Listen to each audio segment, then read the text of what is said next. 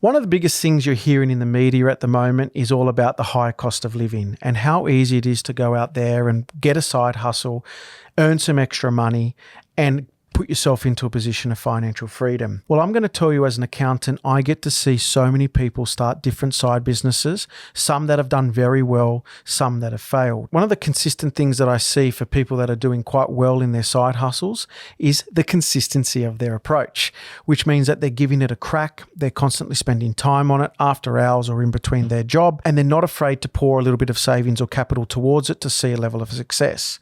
I'm going to give you 5 $100,000 businesses that you can start today to get yourself into a position where you can start saving your money and dictating the way that your money is invested above and beyond your normal salaries and wage employment. Welcome to What School Should Have Taught You, a podcast where I share with you all the lessons you need to know about building true financial freedom. Today, we're going to talk about 5 $100,000 businesses that you can start to get yourself on the path to financial freedom.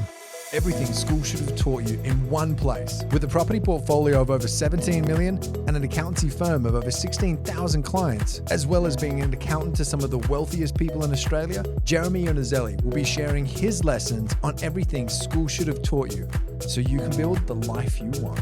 I'm going to have a theme in this particular podcast and video, and it's the rise of blue-collar workers. We've had a huge push of education, huge push of AI over the last 10 to 15 years, where, believe it or not, we've worked our way out of some of our own occupations. AI can do things a lot quicker, a lot cheaper than some very skilled professionals in the service sector. The rise of ChatGPT, Monday.com, it's got rid of the use of admin assistants, it's got rid of the use of people in the admin sector, it's even got rid of the use of some dual employees that were doing some real productive tasks, and also tasks may not be as productive. But the rise of AI has seen a huge change and a huge shift of how we do things. If you haven't changed with those times, you have been left behind.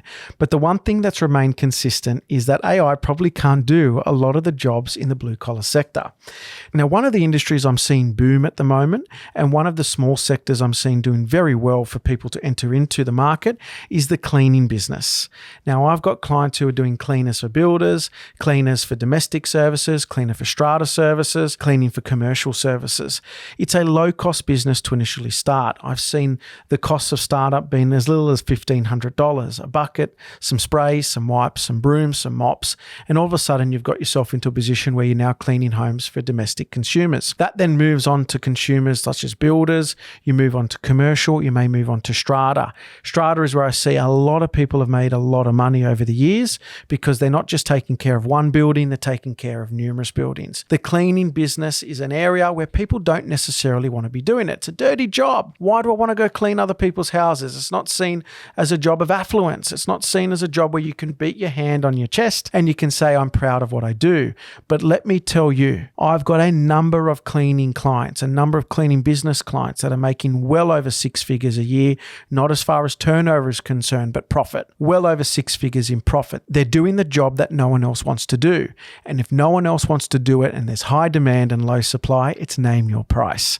So cleaning is one of those industries where you can do very well. You need to push past that it's a less affluent position in society, but nevertheless, if you do it well and are successful at it and take a consistent approach, that's a business that can get you into $100,000 worth of income very quickly. One of the other industries to consider, and a great way to make $100,000, is in the handyman sector.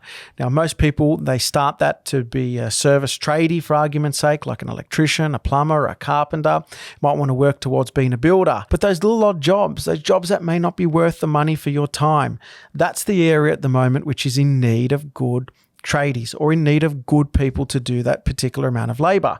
And that's the handyman sector. I've got many clients in the real estate agency space, property managers, and they're crying for people to do those odd small jobs which can add up to a huge amount of money at the end of the day. And it could be as little as fixing a switch, maybe painting a small section of a house, fixing a broken tile, fixing the door in your kitchen. And these are all sums of money when you add them up at the end of the day can add up to thousands of dollars a day or a week. It's an area and sector sector, which for a long time has not been seen as the glitz and glamour. If you're a tradie, it's not necessarily you want to tell people you're a handyman. You want to mention that you're a carpenter or you're a builder or you're working in plumbing or the electrical space or maybe a concreter. But there is a definite need for handymen. I know a lot of real estate agents crying for good handymen to do the work. A lot of builders looking for small minor jobs to be done, such as siliconing or cleaning or even fixing up a couple little nails that need to be banged in, but not necessarily do some of the trades want to go back because it may not be value for their time. So the handyman area is a place where you can make $100,000 very quickly. Number 3 on our list is tutoring. It's been seen as a job that you do when you finish school or finish your HSC and you make your $25-$30 an hour. But there's a genuine need for good tutoring providers, people that are running the business or people that are working for tutoring businesses already. I manage a couple of tutoring companies and they're doing fantastic. A lot of people are coming out of the public sector or Department of Education in various different states and starting their own tutoring companies, starting off quite small, and it could be some weekend work or after hours work, and all of a sudden you've now got anywhere between 50 to 60 kids that you're tutoring on an ongoing weekly basis.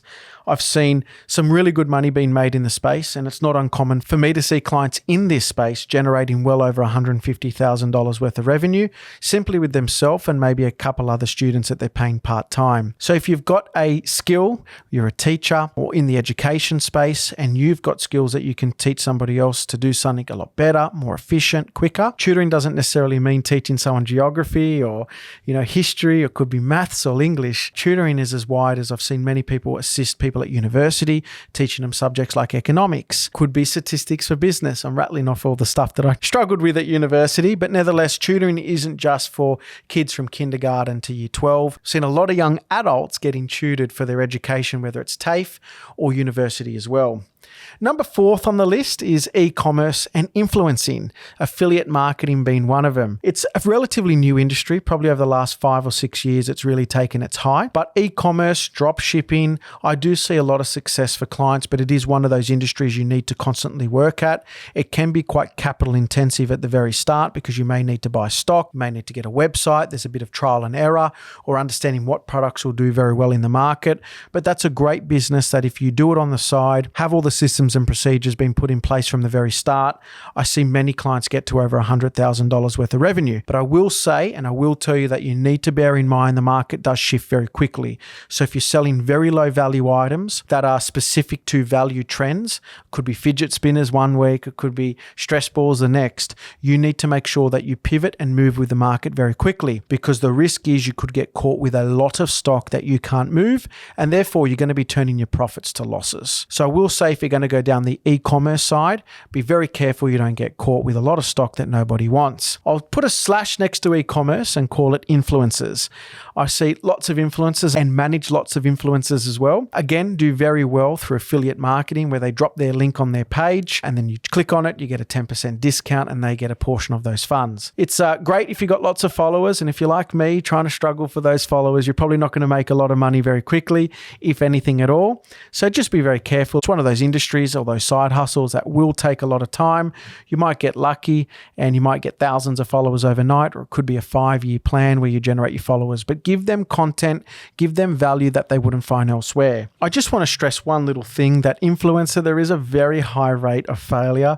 So if you are going down the path of wanting to leave your day job to become a full-time influencer, I'd probably suggest that you probably need close to hundreds of thousands, if not millions of followers, because there's very few Mr. Beasts in this world. And when you do it well and you do it right, it can be very successful. But for the most of us, it's best sometimes to stick to the normal course of side hustles or working very hard at work or starting your own business. But influencing is definitely an opportunity out there for you if you've got a great following to produce a large sum of money or monetize that following into affiliate marketing. Now, number 5 on our list, and our list hasn't been in preferential order, but number 5 has been, and again, the last 10 years has been the rise of the buyer's advocate / buyer's agent. These are people that are selling their services to you to help you find properties for your own portfolio. And I interview a lot of them on this channel. I know a lot of them and I manage a lot of them as an accountant.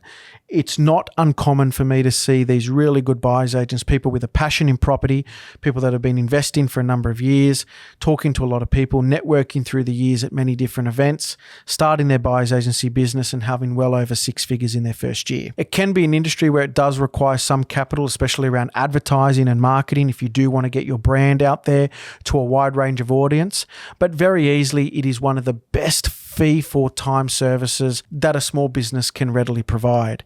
In my industry, there's a lot of education requirements, there's a lot of professional development, there's costs around insurances and offices and staff. It's generally time intensive because it is requiring a huge amount of your time for output to produce compliance, returns and advisory.